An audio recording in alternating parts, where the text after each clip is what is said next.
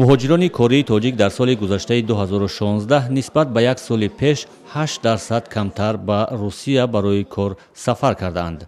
Сумангул Тавойзода, вазири меҳнат, муҳоҷират ва шуғли аҳолии Тоҷикистон бо пахши ин хабар афзуд, дар ҳамин ҳол таваҷҷӯҳи муҳоҷирони меҳнатии тоҷик ба Қазоқистон бештар шудааст.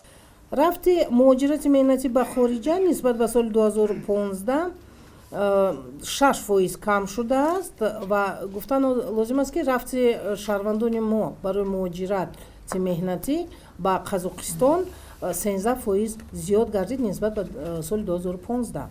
мақомоти вазорати меҳнат, муҳоҷират ва шуғли аҳолӣ сабаби коҳиш ёфтани муҳоҷирати меҳнатӣ ба Русияро мушкили таҳияи асноди будубош ва буҳрони иқтисодӣ унвон карданд. як сабаби дигар ҳам маҳрум шудани муҳоҷирони кории тоҷик аз ҳаққи сафар ба Русия мебошад. барномаи бо кортаъминкунии шаҳрвандони ҷумҳурии Тоҷикистон ки воридшавиашон ба Федератсияи Россия манъ аст, таздиқ гардида аз ҷониби сохторҳои вазорат дар шаҳру ноҳияҳои ҷумҳурӣ 4066 нафар муҳоҷирони меҳнатие ки воридшавии онҳо ба Федератсияи Россия манъ аст бо ҷои кор таъмин гардиданд.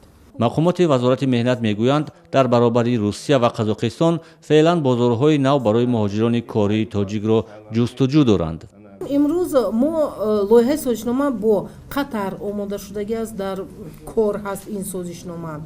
имрӯз тавассути агентии бо кортаъминкунӣ дар хориҷи кишвар бо кордиҳандаҳои аллакай Европа, Полша, Германия, ин давлатҳо хати гуфтушунидҳо рафта истодааст барои баровардани муҳоҷирони меҳнатӣ.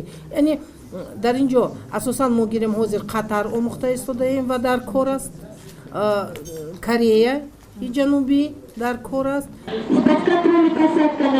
тибқи иттилои расмӣ соли гузаштаи 2016 517 000 сокинони Тоҷикистон барои кор ба хориҷи кишвар сафар карданд ки бештар аз 80 000 онҳо занон буданд. бозгашти мавсимии муҳоҷирони меҳнатии тоҷик ба ватан 12% нисбат ба як соли пеш бештар шудааст.